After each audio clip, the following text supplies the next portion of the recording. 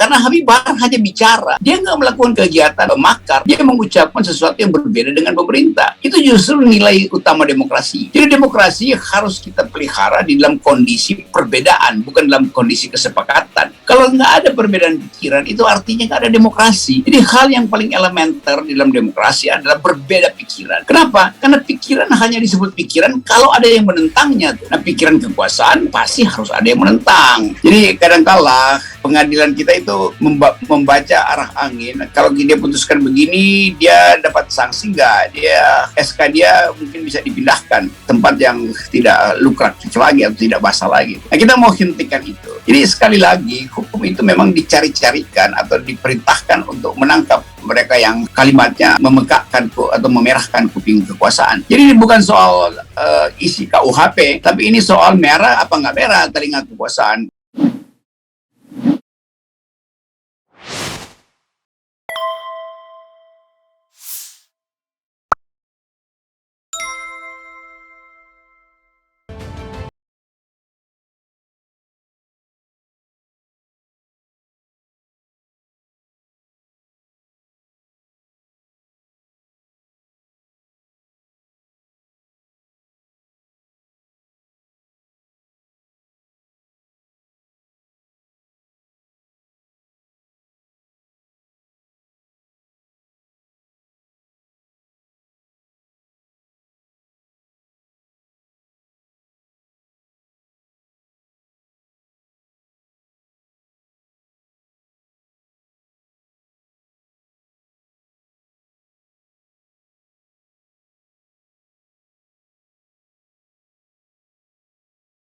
Harusnya kalau kita bertumbuh pada civilian value, kita hormati kedudukan Habib Bahar untuk mengucapkan ketidaksukaan pada rejim. Kan di situ sebetulnya dignitinya tuh. Mengucapkan hal yang tidak disukai rejim, justru di situ demokrasi diucapkan atau dipelihara. Kan demokrasi hanya bisa tumbuh kalau kita mengucapkan perbedaan. Kalau kita mau muji-muji presiden, itu artinya kita ada dalam situasi yang proto-authoritarian. Jadi Habib Bahar berhak untuk bahkan menghujat. Nah, itu yang ingin kita mintakan perlindungan. Karena Habib Bahar hanya bicara. Dia nggak melakukan kegiatan makar. Dia mengucapkan sesuatu yang berbeda dengan pemerintah. Itu justru nilai utama demokrasi. Jadi demokrasi harus kita pelihara di dalam kondisi perbedaan, bukan dalam kondisi kesepakatan. Jadi ini hal yang nggak dipahami juga oleh kekuasaan. Bahwa mengucapkan perbedaan dalam bentuk kritik, bahkan caci maki, itu justru merupakan ejawantah dari poin tertinggi bahwa dalam demokrasi berbeda pendapat itu justru akan merawat demokrasi. Jadi itu intinya. Nah, karena itu kita minta supaya Pak Sigit mengerti ide ini. Dan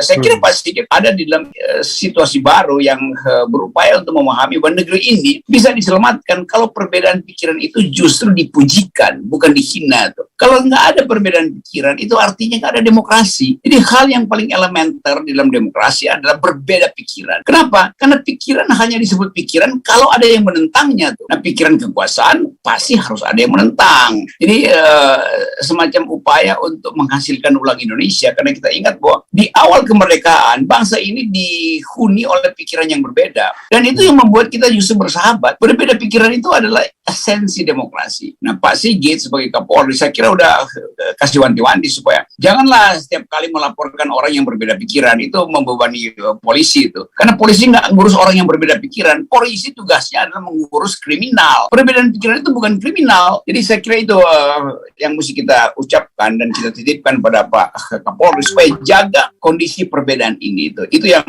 memungkinkan kita bisa melangkah maju dalam sistem demokrasi kita.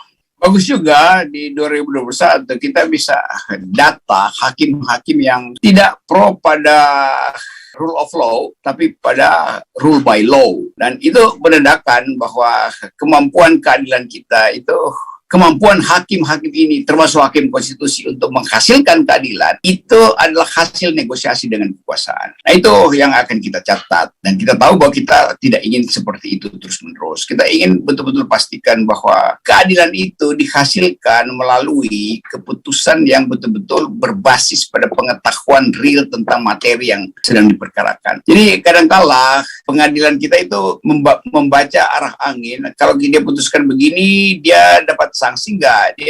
SK dia mungkin bisa dipindahkan tempat yang tidak lukratif lagi atau tidak basah lagi. Nah, kita mau hentikan itu.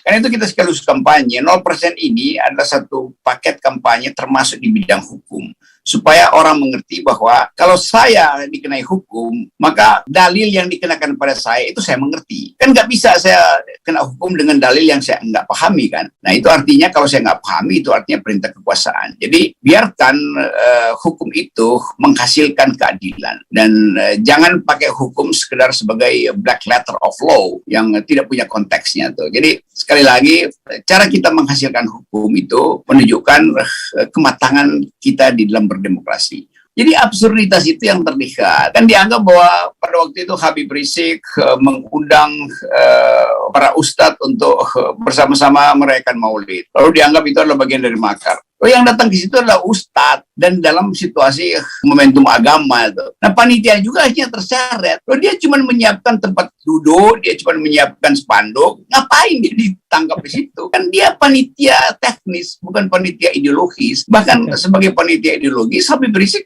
secara terang-terangan mengatakan ini adalah forum momentum agama. Jadi kalau saya mengundang ustadz, ya memang harus yang diundang mesti ustadz. Kan itu intinya kan. Jadi sekali lagi, hukum itu memang dicari-carikan atau diperintahkan untuk menangkap mereka yang kalimatnya memekakkan atau memerahkan kuping kekuasaan. Jadi ini bukan soal isi KUHP, tapi ini soal merah apa nggak merah telinga kekuasaan kalau Habib Rizik lagi ngomong. Kan itu intinya kan.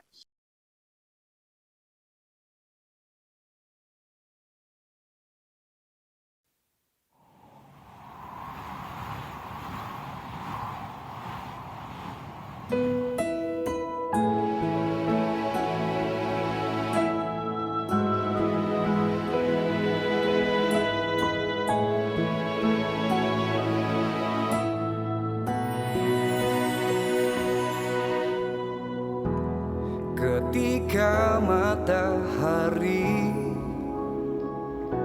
hanya di atas kepala, panas melelehkan padang yang luas, tak ada naungan, tapi engkau pemimpin adil. Tuhan memberi kabar gembira. Setiap manusia adalah khalifah di muka bumi ini, tapi engkau khalifah dari khalifah. Kau dinaungi, kau diselamatkan, oh. Dari hari pembalasan